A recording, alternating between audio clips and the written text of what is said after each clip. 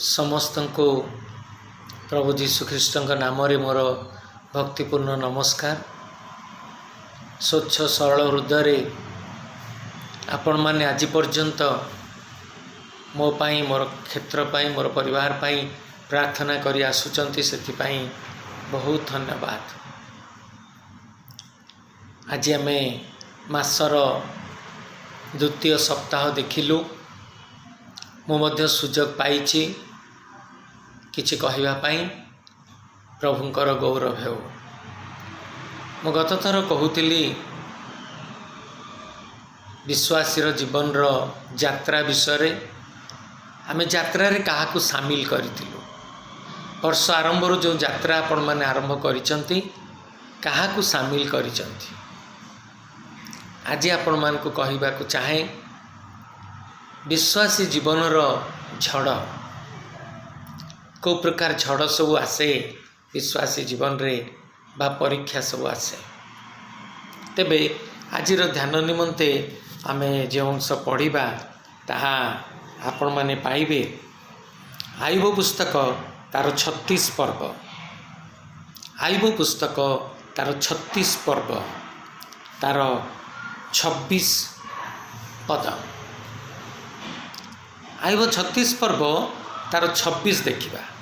देख परमेश्वर महान ओ आमने ताहांकु जानू ना ताहांक वर्षर संख्या अनुसंधान। से महान परमेश्वर तांकु आमे एबे भी ठीक से जानी ना। वर्ष पर वर्ष जदि आमे सब विषय को संधान करू आम हिसाब रो बाहर तांकर प्रेम तांकर दया तांकर क्षमा हिसाब रो बाहर। तेबे आज आमकर ये जीवन यात्रा जो आमे देखुचु ता भितर आमने चिंता करिबा जे आमने प्रकृत रे प्रभुंक सहित कौपरी भाव गति करिछु बा प्रभु आम सहित कौपरी अच्छा। गोटे विश्वासी जीवन रो यात्रा रे परमेश्वर महान परमेश्वर वर्ष संख्या आम पाई जदि आम चिंता करूँ वर्ष पर वर्ष 2021 आज भी से आम सपक्ष छिड़ा अच्छा। जदि मुझे सब चिंता करे हुए तो से मोर सपक्ष अच्छा। तेणु बाइबल रो केतोटी विषय मुझे आपण मानकु कहवाकू चाहे। लुक 8 पर्व जदि 24 पदरु आपण माने पढ़िबे तेबे आमे देखू जीशु आउ ए शिष्य मान सहित गोटे यात्रा करुथिले हृदय आउ से समुद्र रे यात्रा करुथवा समय रे जीशु आउ ए नूतन विश्वासी एमान सहित जीशु जेतेबेले यात्रा करुथिले सेतेबेले भयंकर झड़ आसुचे। आउ से झड़ समय रे समस्त व्यतिव्यस्त विव्रत।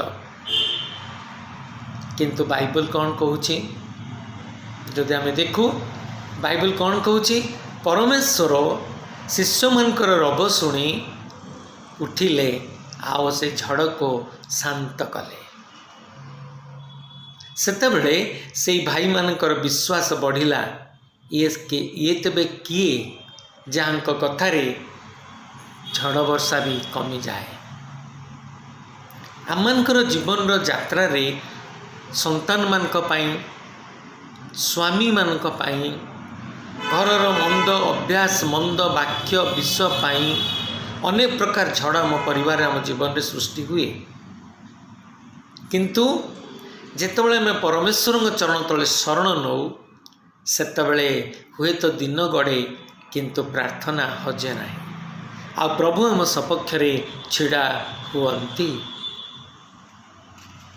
जदि प्रेरित तार 28 पर्व तार 1 रु 5 जदि आमे पढ़ू पाउल साउल रु पाउल हेले से प्रभु को देखी थिले किंतु दिने तांको बंदीशाला रे रखागला। आ बंदीशाला रे थिबा समय रे तांको अनेक थर चाबुक प्रहार मध्य करा जायथिला। ता सत्ते से प्रभु को प्रश्न करी नथिले। प्रेरित 28 पर्व टिके पढ़िबा देखंतु 3 रु ପାଉଲ ଭିଡ଼ାଏ ଗୋଟାଏ ନିଆଁ ଉପରେ କାଠ ପକାନ୍ତେ ତାତି ହେତୁ ଗୋଟିଏ କାଳସର୍ପର ସର୍ପଟିଏ ବାହାରି ତାଙ୍କ ହାତକୁ କାମୁଡ଼ି ରଖିଲା। ଝୁଲୁଥିବାର ଦେଖି ଲୋକମାନେ ନିଶ୍ଚୟ ଏ ଜଣେ ଖୁନି, ଆଉ ସମୁଦ୍ରରୁ ରକ୍ଷା ପାଇଲା ସୁଦ୍ଧା ଧର୍ମ ଏହାକୁ ବଞ୍ଚାଇଲା ନାହିଁ। ତେଣୁ ସେମାନେ ତାଙ୍କୁ ଅନେକ ପ୍ରକାର କଥା କହିବାକୁ ଲାଗିଲେ। କିନ୍ତୁ କିଛି ସମୟ ପରେ ସେମାନେ ଦେଖିଲେ ଏ ସର୍ପର ଦଂଶନ ତାଙ୍କର ଅନିଷ୍ଟ କଲା ନାହିଁ। ଆଉ ସେମାନେ ଆପଣା ମନ ବଦଳାଇ କହିଲେ, ଏ ଜଣେ ଦେବତା। ବିଶ୍ୱାସୀର ପରୀକ୍ଷା ସମୟରେ ଆମମାନେ ଦେଖୁ ସେଇ ଲୋକମାନେ ବିବ୍ରତ ହେଲେ। ସେ ଲୋକମାନେ କହିଲେ ଇଏ ଧର୍ମର ବିରୁଦ୍ଧରେ ଅଛି। ସେ ଲୋକମାନେ କହିଲେ ଇଏ କାଳସର୍ପର ଦଂଶନରେ ମୃତ୍ୟୁବରଣ କରିବ। କିନ୍ତୁ ଯେତେବେଳେ ସେମାନେ ସେ ଅଲୌକିକ କାର୍ଯ୍ୟ ଦେଖିଲେ ସେତେବେଳେ ସେମାନେ ବିଶ୍ୱାସ କଲେ ଇଏ ଜଣେ ଈଶ୍ୱରଙ୍କର। এই ଜୀବନର ଯାତ୍ରାର ଝଡ଼ରେ ଯେତେବେଳେ ଆମମାନେ ଯାଉ, ଆମମାନେ କାହା ସହିତ ଅଛୁ ଆଗେ ଆମକୁ ଜାଣିବାକୁ ଅଛି। ସତରେ ମୁଁ କାହା ସହିତରେ ଅଛି? ଯେଉଁ ପ୍ରଭୁ ଆପଣମାନଙ୍କ ସହିତରେ, ସେ ଆପଣମାନଙ୍କୁ କିଛି କହିବାକୁ ଚାହାନ୍ତି। ସେଦିନ ଆମେ ଦେଖିଲୁ ଯୀଶୁ ଝଡ଼ ଭିତରେ ସେଇ ଶିଷ୍ୟମାନଙ୍କର ସ୍ୱର ଶୁଣି ଆଶ୍ଚର୍ଯ୍ୟ ଭାବରେ ଦମନ କଲେ। ଦ୍ୱିତୀୟରେ ଆମେ ଦେଖୁଛୁ ଯେ ପାଉଲ ବନ୍ଦୀଶାଳାରେ କେମିତି ମୁକ୍ତି ପାଇଥିଲେ, କେମିତି ରକ୍ଷା ପାଇଥିଲେ, ପୁଣି ଜାହାଜ ଭାଙ୍ଗିଯିବା ପରେ କେମିତି ରକ୍ଷା ପାଇଲେ, କାଳସର୍ପର ଦଂଶନରେ କେମିତି ସେ ସୁସ୍ଥ ରହିଲେ। ଏ ସମସ୍ତ ବିଷୟ ଯେତେବେଳେ ଆମେ ଦେଖୁ ଆଶ୍ଚର୍ଯ୍ୟ ଲାଗେ। ଆମମାନେ ଯେତେବେଳେ ଗତ ସପ୍ତାହରେ ମୁଁ କହୁଥିଲି ଆମମାନଙ୍କର ଯାତ୍ରାରେ ତାଙ୍କୁ ସାମିଲ କରୁ, ସେତେବେଳେ ସେ ଆମର ଚାଳକ ହୁଅନ୍ତି, ଆଉ ସେ ସୁରକ୍ଷା ଦିଅନ୍ତି। ଦୁଃଖ ଆସେ, ପରୀକ୍ଷା ଆସେ, ଅଭାବ ଆସେ, ସମସ୍ୟା ଆସେ, ଚିନ୍ତା ଆସେ, କିନ୍ତୁ ସେ ସବୁ ଭିତରେ ସେ ଆମମାନଙ୍କ ପ୍ରତି ଉତ୍ତର ଦିଅନ୍ତି। ଆୟୁବ ପୁସ୍ତକ ଯଦି ଆମେ ଯାଉ, ତେବେ ଆୟୁବ ପୁସ୍ତକରେ ପ୍ରତ୍ୟେକଟି ବିଷୟ ଆପଣମାନେ ଜାଣନ୍ତି। ଆଉ ସେହି ସ୍ଥାନରେ ମଧ୍ୟ ଭାରି ସୁନ୍ଦର ଭାବରେ ଲେଖାଛି ଆୟୁବ ତାର 9 ପର୍ବକୁ ଯିବା। ଆୟୁବ ତାର 9 ପର୍ବ ଯଦି 24ରୁ ପଢ଼ିବା, ଆମେ ଜାଣିପାରିବା ଯେ ଆମେ ଏବେ କେଉଁ ସମୟରେ ଅଛୁ, କେଉଁପରି ଅବସ୍ଥାରେ ଅଛୁ, ଆଉ ଏସବୁର ଦାୟୀ କିଏ। ଦେଖନ୍ତୁ ବାଇବଲ କ'ଣ କହୁଛି। ଆୟୁବ 9 ତାର 24। ପୃଥିବୀ ଦୁଷ୍ଟମାନଙ୍କ ହସ୍ତରେ ସମର୍ପିତ ହୋଇଅଛି। ଏ ପୃଥିବୀ ଦୁଷ୍ଟମାନଙ୍କ ହସ୍ତରେ ସମର୍ପିତ ହୋଇଅଛି। ସେ ତହିଁର ବିଚାର କର୍ତ୍ତୃଗଣର ମୁଖ ଆଚ୍ଛାଦନ କରନ୍ତି। ଯେବେ ସେ ନ କରନ୍ତି ତେବେ ଆଉ କିଏ? ଦୁଷ୍ଟମାନଙ୍କ ହସ୍ତରେ ପୃଥିବୀ। ମୁଁ ଗତ ଥର ବି କହିଛି, ଅନେକ ଥର କହିଛି, ଜ୍ଞାନ ଚକ୍ଷୁକୁ ଅନ୍ଧ କରେ ଏ ପୃଥିବୀର ଜଗତପତି।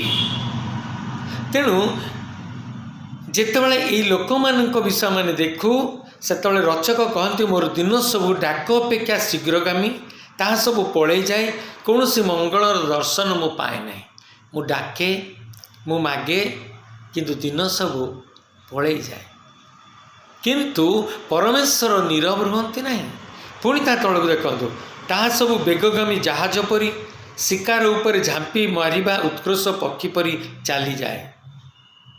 ଯେବେ ମୁଁ କହେ ମୁଁ ଆପଣା ବିଳାପ ଭୁଲିଯିବି, ମୁଁ ଆପଣା ବିଷଣ୍ଣ ମୁଖ ଦୂର କରି ହୃଷ୍ଟଚିତ୍ତ ହେବି, ମୁଁ ଆପଣା ସକଳ ଦୁଃଖ ଭୁଲିଯିବି,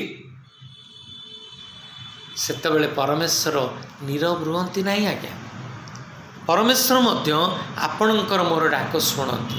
ହେଇପାରେ ଆମେ ଦୁଃଖୀ, ହେଇପାରେ ଆମେ ଅନେକ ସମସ୍ୟା ଦେଇ ଯାଉଛୁ, କିନ୍ତୁ ଏ ପୃଥିବୀ ଗୋଟିଏ ଅଭିଶପ୍ତ ପୃଥିବୀ। ଏ ପୃଥିବୀ ଗୋଟିଏ ଅଭିଶାପ୍ତ ପୃଥିବୀ। ଆଉ ଏ ପୃଥିବୀରେ ଯେତେ ଆମେ ବାସ କରିଛୁ, ଯଦି ସତ୍ୟର ଉପାସକ ନ ହେଇଛୁ, ତେବେ ଆମମାନେ ଅଭିଷିକ୍ତ ନୁହଁ, ଅଭିଶପ୍ତ। ତେଣୁ ସେଦିନ ଯୀଶୁ ତାଙ୍କ ଶିଷ୍ୟମାନଙ୍କୁ କହିଲେ, ଟିକେ ଜାଗି ରହି ପ୍ରାର୍ଥନା କରିପାରିଲ ନାହିଁ? ଆଜି ବର୍ଷ ଆରମ୍ଭରୁ ଆମମାନଙ୍କୁ ପ୍ରାର୍ଥନାରେ ପ୍ରାଧାନ୍ୟ ଦେବାକୁ ପଡ଼ିବ। ତେଣୁ ଆୟୁବଙ୍କର ବନ୍ଧୁମାନେ ବି ତାଙ୍କୁ ଥଟ୍ଟା କଲେ, କିନ୍ତୁ ଆୟୁବ ସେଦିନ ନୀରବ ଥିଲେ। ଚାଲନ୍ତୁ ଦାନିଏଲ ପୁସ୍ତକକୁ ଯିବା।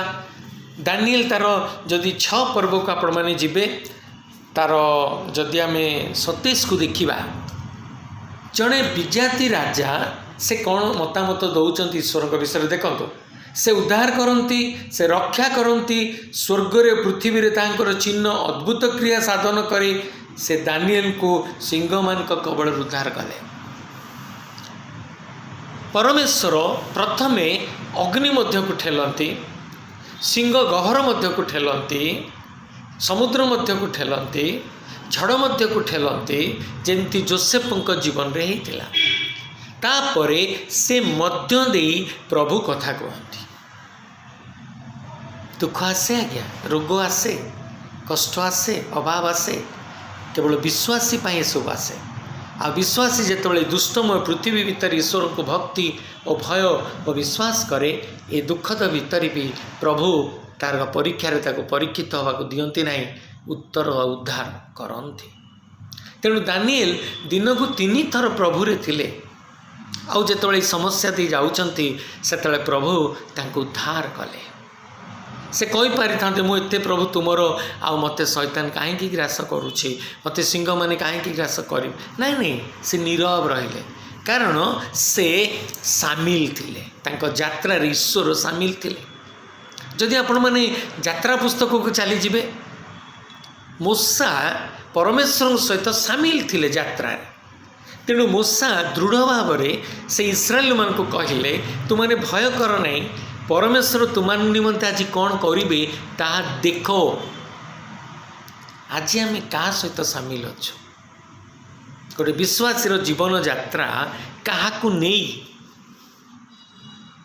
मु गत थर कही वर्षर आरंभर यात्रा रे आम क्या सहित सामिल अच्छु आज गोटे विश्वासी यात्रा रे किए रही जमती मुझे आपण मान कहली आयुब विषय दानिएल विषय जीशु विषय पुणी जब आगे आगक आपण मैंने जी दानिएल 3 पर्व 3 युवा अग्नि मध्य प्रवेश कले से माने भी प्रभुंकर थिले से माने भी प्रार्थनाशील थिले किंतु